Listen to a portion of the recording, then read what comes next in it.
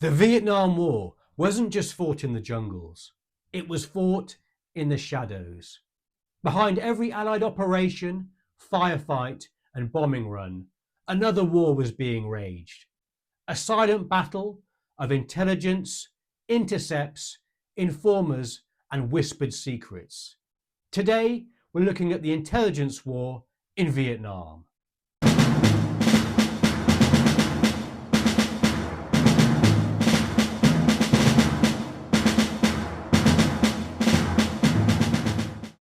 Clearly, from a historical perspective, the main focus has always been on the teeth arms for the Vietnam War, and quite rightly. However, I think it's important to recognise the contributions made by the intelligence teams. These guys would work long hours, behind the scenes, far away from the headlines. Often their role was thankless and largely unnoticed, but they were critical to the overall war effort. Drawing on hard-won experience from the jungles of Borneo and Malaya, the Australian Army recognised a fundamental truth. In a counterinsurgency war, victory depended not just on firepower, but on timely, reliable and actionable intelligence. For example, in Malaya, information on the enemy, such as their order of battle, had been relatively easy to acquire and accurate.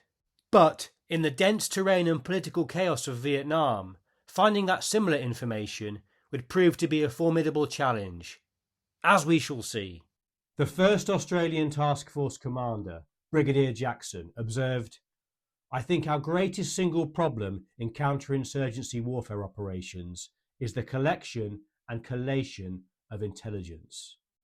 I am sure that this is more important than it has ever been to any army before."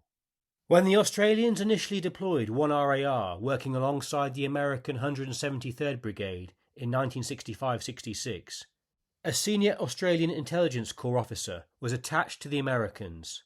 This gave the Australians the opportunity to understand how the US operated.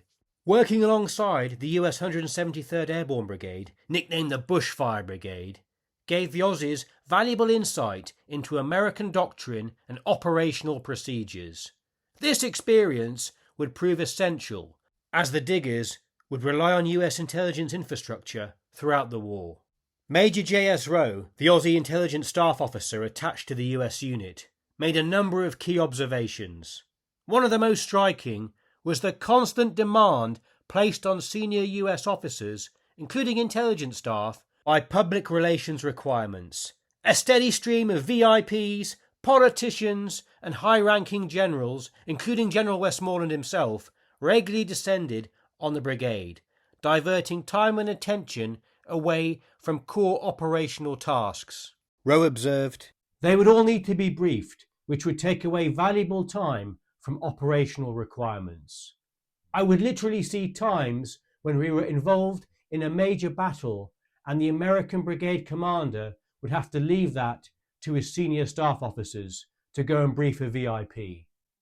Unfortunately, this state of affairs of constant visitors would be mirrored with the Australian Task Force when it was established to operate in Phuoc Tuy province in 1966.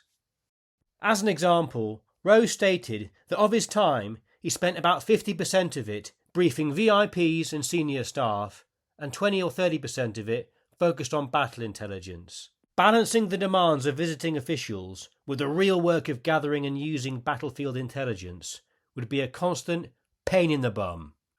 I'm sure you know the feeling, whether either serving in the military or just in your normal day-to-day job, trying to do your daily work and grind and getting constantly interrupted by your bosses, visitors, clients, or other annoyances.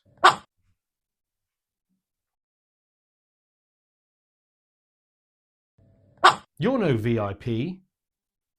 Priority intelligence requirements for the Australian Task Force, known as 1ATF, when it arrived in the province in 1966, were knowledge of the operational environment, i.e. the battlefield, and the enemy. Understanding the Viet Cong's command and force structure, their tactics, capabilities, weapon systems, logistics, and vulnerabilities would be critical. This was going to be a major challenge for the chronically under-resourced diggers. At the peak of its strength in South Vietnam, about 2% of the United States establishment were intelligence operators. South Vietnamese forces dedicated 6 to 7% of their force. By contrast, dedicated Australian intelligence personnel represented far less than 1% even. Starting from scratch, it would be left mainly to the good old infantry to gather intelligence for analysis, such as key topographical data and information on the local population. Having to collate the data themselves, initially, especially at the junior levels, diggers would complain, saying, "Intelligence can't tell us anything." Over time, gradually, however, an intelligence picture would be built up. At first, from an intelligence perspective, one ATF had an imagery or photo intelligence section, an interrogation or linguist section, and combat or battle intelligence G3. These would be joined by the signal intelligence 547 troop. Much later, a psychological operations team would also join the force. For now, the Americans would fill that function. Officers within the infantry battalions were trained up on deployment to act as intelligence officers for their men due to lack of manpower. Intelligence personnel, aside from SIGINT, would later reach a peak of just 9 officers and 30 other ranks, shared across the whole province and Saigon. In Vietnam, intelligence gathering would come from these 3 main sources: signals intelligence, human intelligence, and imagery intelligence. At the time, the newest and hottest of these was signals intelligence, known as SIGINT. We've touched on this a bit on my video on the Battle of Long Tan, but I'll go into it in more detail here. To fight the SIGINT war, Australia initially sent 15 men from 547 troop, which would expand to 35 operators.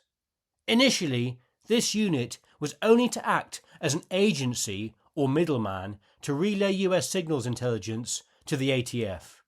However, their first commanding officer, Captain Trevor Richards, was encouraged by his superiors to see what you can do besides acting as a postbox. Like all intelligence personnel, members of the troop underwent additional pre-deployment training, including weapons handling, basic infantry tactics, and field living skills. All were volunteers, not national servicemen, many with significant prior experience in signals or military intelligence. For administrative and logistical purposes, 547 Signal Troop was housed under the umbrella of 103, later 104 Signal Squadron, and typically messed, ate and lived that is, with either 104 Squadron or the 1st ATF headquarters personnel at Nui Dat, not with the infantry. Just for the benefit of anyone with a non-military background, I'll briefly explain the cultural differences between the military branches. If Nui Dat Base was a high school, the cool kids would have been the infantry and the cavalry guys. The sporty types who all the girls fancied. Clearly as well, had it been a navy base, it would have been the submariners there. The intelligence types, however, had a reputation for being more bookish and nerdy, more comfortable playing Dungeons and Dragons than using a surfboard. If you ever watched Saved by the Bell, the 90s American high school comedy, think more Screech than Slater. So bear in mind, this Aussie SIGINT team is just over 30 chaps essentially. Now, to show you the sheer size and scale of resources committed to the signals intelligence war in Vietnam by the USA, here is a snapshot of the main SIGINT facilities housing associated radio interceptor and cryptologic personnel during the war. We all hear of the CIA in Vietnam, but by 1964, the NSA, or National Security Agency, had over 1,700 cryptological personnel in the country, including 300 at David Station, the NSA's primary facility located at Tan Son Nhat Air Base in Saigon. In addition to NSA civilians and contractors, thousands more US military personnel from all branches were assigned SIGINT roles across the country. These included radio intercept operators, traffic analysts, Morse code operators, cryptanalysts, and electronic warfare specialists. They would work in direct coordination with the NSA and US military intelligence commands. Their facilities stretched from Saigon to the demilitarised zone, and even aboard airborne platforms and naval vessels, forming a vast, integrated SIGINT network. As cover to hide their real purpose, military SIGINT units would be labelled with names such as Radio Research Unit or Army Security Agency. The term radio research was used to obscure the SIGINT mission. Therefore, they would appear to be generic communications or radio units. Clearly not a definitive list due to the secretive nature of it, but here are some main military locations that were allegedly as follows. A Marine Signals Detachment was based in Pleiku, monitoring activity in North Vietnamese and Laos communications, likely covering the Ho Chi Minh Trail. The Navy housed further personnel in Cam Ranh Bay and the Army in Nha Trang. Air Force staff were based in Da Nang. Perhaps one of the most intense bases was near the demilitarised zone in Phu Bai.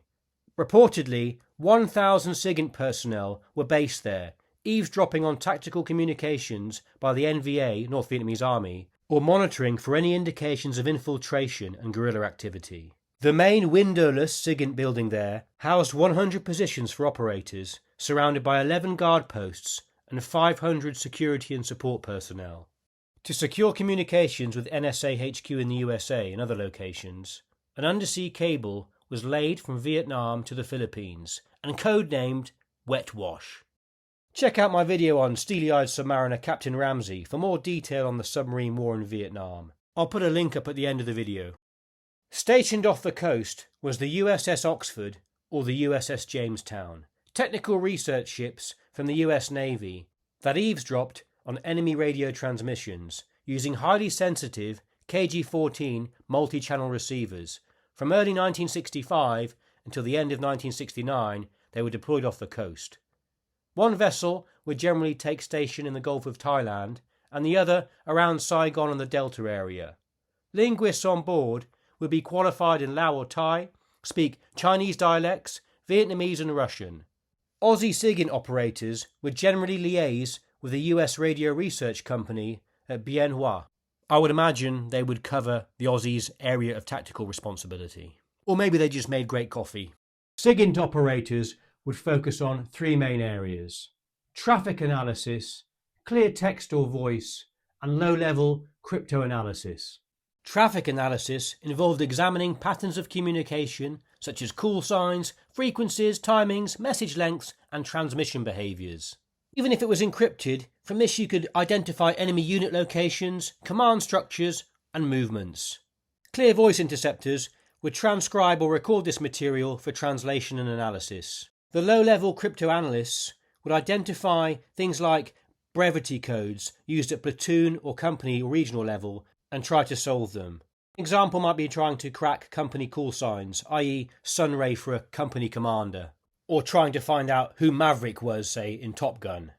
Higher-level cryptoanalysis was usually handled by agencies like the NSA or more strategic levels of Army SIGINT. 547 Troop would work adjacent to the main Nui Dat HQ inside the perimeter, in two buildings packed with equipment known as the Communications Centre. In addition, the Comm Centre was surrounded by a 10-foot-high security fence. Apparently, attempting to scale the fence became a challenge to other Aussie servicemen within the base.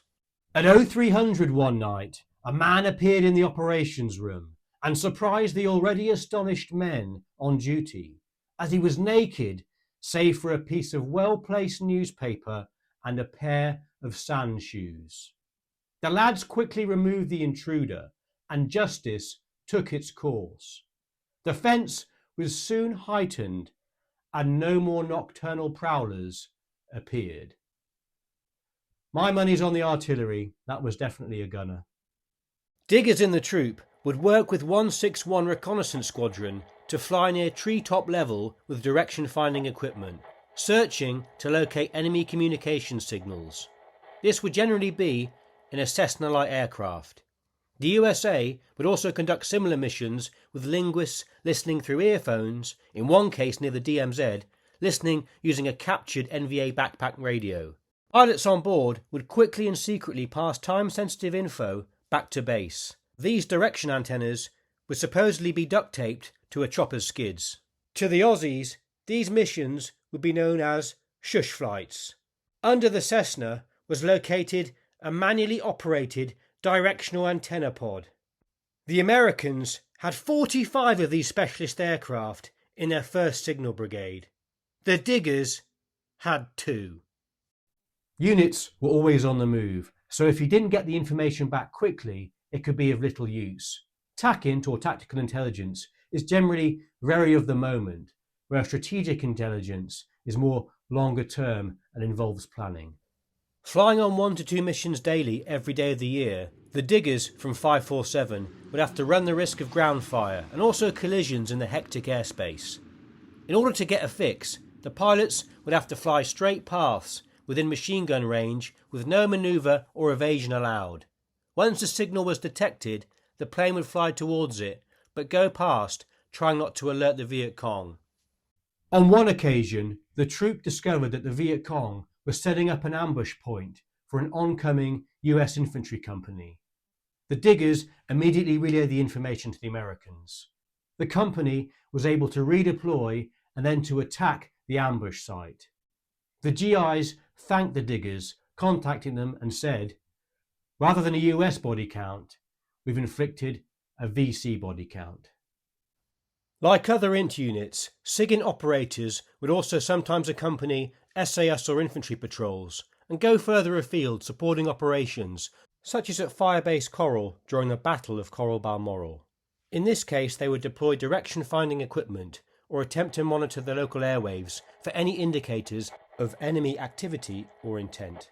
Using a process called triangulation, they could identify enemy radio positions. Having access to an armoured command vehicle for this and their 2 planes, the troop would joke 547 Air Mobile, Cavalry and sometimes Signal Troop. In one notable case, an enemy observation post overlooking Nui Dat and the hills to the west was detected using direction-finding equipment. An SAS patrol was sent out in the direction and uncovered the OP.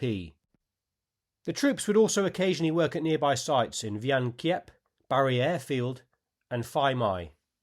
Throughout the war, however, like other intelligence branches, SIGINT would have problems in terms of resource limitations. A major issue for the US in particular was that due to the Cold War, most resources were focused on the Soviet Union and Russian speakers. People competent to deal with spoken Vietnamese, with very few exceptions, could not be found.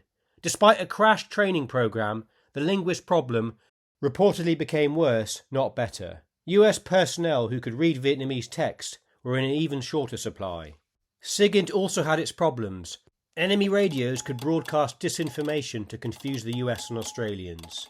Speaking of his time attached to 173rd Airborne Brigade, Major Rowe stated, "In the 173rd Airborne Brigade, we had many experiences of regimental radio sets, and rarely did attacks eventuate. The SIGINT made it seem as if we were going into Dien Bien Phu. Only infantry patrolling could confirm the importance of radio fixes." This caused a degree of scepticism of SIGINT by Brigadier Jackson during the lead-up to the Battle of Long Tan. The troop had detected movement of 275 and 274 VC regimental radio sets advancing towards the Australian base at Nui Dat, reportedly at a pace of approximately a kilometre a day. However, it remained unclear whether these signals indicated the presence of full regimental forces, forward reconnaissance elements, just the command headquarters, or a part of a deliberate attempt to mislead. The ambiguity in the reporting and the possibility of enemy disinformation contributed to Brigadier Jackson's cautious interpretation of the SIGINT, leading to hesitation in acting decisively on the intelligence alone. For the Americans and Australians, training any South Vietnamese was also a large headache. This was due to the inability of most of them to pass rigorous security background checks. However, building up linguist capability for the Australian infantry was hard. In Nui Dat, intelligence officers set up a basic language school with Vietnamese teachers and attempted to train someone from each rifle platoon with about 200 vocabulary words, but results were mixed. Turning to another intelligence stream now, human intelligence or HUMINT, the Aussies relied on a variety of sources.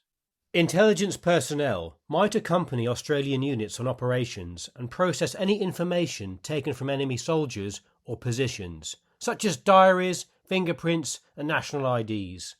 Australian tunnel rat engineers would prove to be particularly skilled at gathering vital information from enemy complexes, such as in Operation Crimp.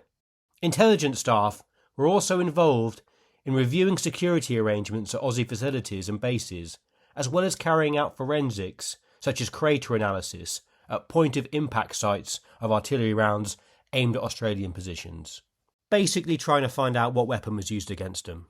They would also brief troops going out on missions, providing information on threats en route.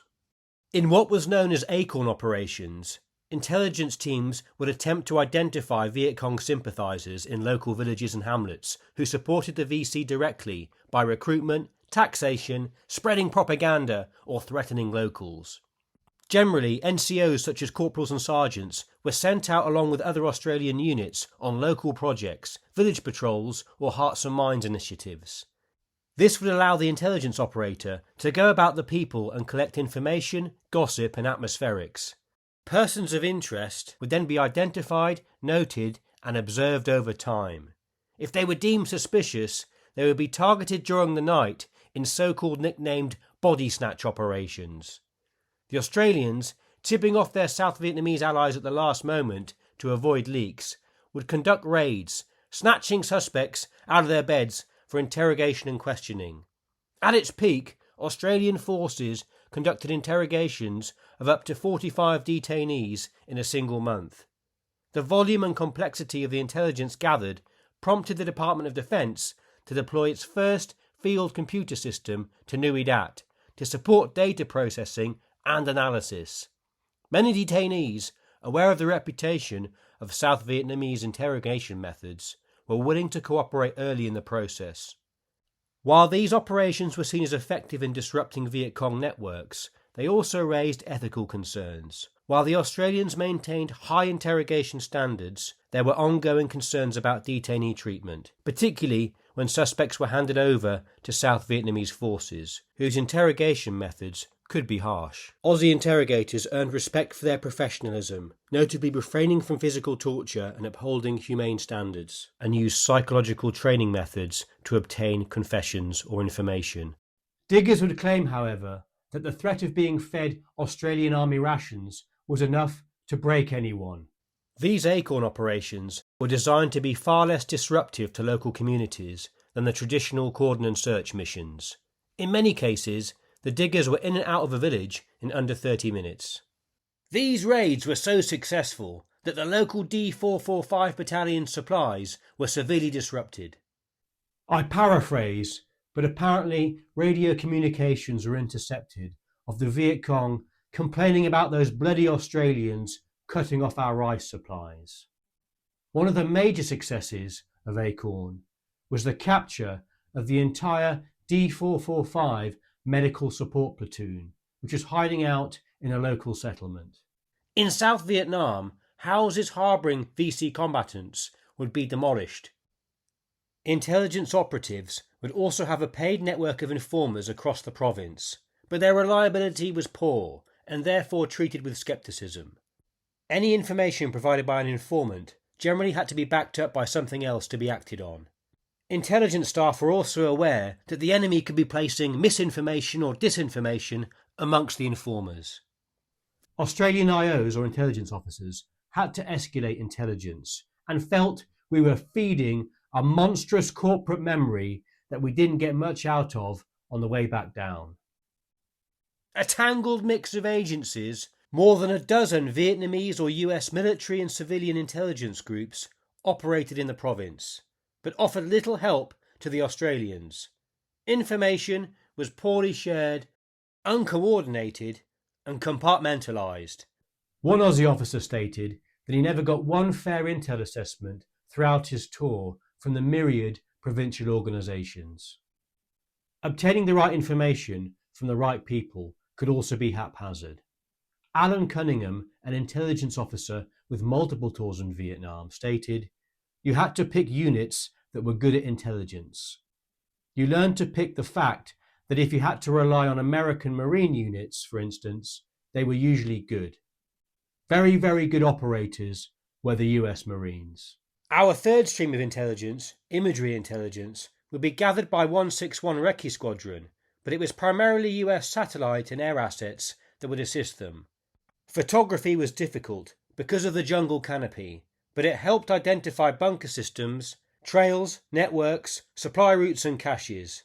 Infrared surveillance flights conducted by the US, known as side-looking airborne radar or SLAR aircraft, also played a key role, detecting heat signatures from enemy troop concentrations otherwise invisible beneath the trees, although sometimes it could be herds of buffalo.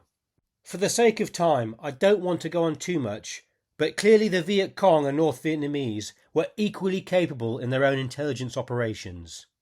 On SIGINT alone, US intelligence sources estimated that the North Vietnamese had probably as many as 5,000 intercept operators targeting American and Allied communications. This is a tongue twister, so I'm going to have to read it out. An NSA report stated that the inescapable conclusion from the captured documents in US hands is that the enemy is conducting a highly sophisticated signal intelligence operation directed at US and Allied forces in South Vietnam. Captured training materials list selected US units, frequencies on which they communicated, their comms procedures, and other examples to guide the communist operator. Poor Allied communication security during the war made eavesdropping a relatively easy and profitable task for the enemy. Australian units would frequently call on B-52 support in operations. Soviet trawlers would take station off Guam, where the planes were based, and identifying American radio traffic would then alert the North Vietnamese to an impending attack. Reportedly, captured enemy documents would show in some cases the Viet Cong were alerted of the exact time and coordinates of the planned attack. Ultimately, the Australian intelligence soldiers were facing a huge uphill battle from day one. Short of linguists, manpower and equipment, the diggers worked extraordinarily hard and had disproportionate success given the circumstances. A post-war assessment observed that the establishment of any future deployment should contain a much more robust intelligence establishment than the one that was deployed to Vietnam. Ultimately, their hard work and dedication likely minimised casualties to the Australian task force and their allies, and punched far above their weight in terms of impact. Lieutenant General M.E. Brogan, when speaking of 547 troops, stated that the troop gave 24-hour-a-day operational contribution of immeasurable value to the 1st Australian Task Force in its planning and successful execution of its operation in and around Phuoc Tuy province. I'm sure that can also be said of the rest of the Australian intelligence establishment that served during the Vietnam War. I've read that at least 2 mentioned in dispatches were awarded to 547 Troop during the war. In 2018, the unit also received a Republic of Vietnam Cross of Gallantry with Palm Unit citation. I'm unsure of other awards or decorations issued to intelligence soldiers, but it's likely there were more. I had to use my old microphone today as I left my new one somewhere else. Typical. But I hope the sound wasn't too ropey. Thanks for watching. I hope you found some value from this, and I'll see you in the next one.